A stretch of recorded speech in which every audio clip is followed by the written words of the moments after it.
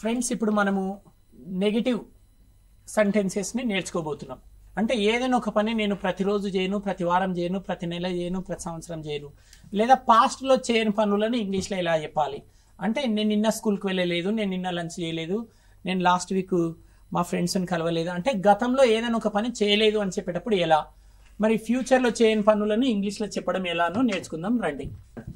I don't go to school everyday, నేను ప్రతిరోజు స్కూల్కు వెళ్ళను. We don't go to school everyday, మేము ప్రతిరోజు స్కూల్కి వెళ్ళము. You don't go to school everyday, మీరు ప్రతిరోజు స్కూల్కు వెళ్ళరు.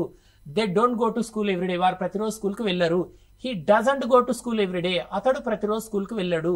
She doesn't go to school everyday, ఆమె ప్రతిరోజు స్కూల్కి వెళ్ళదు.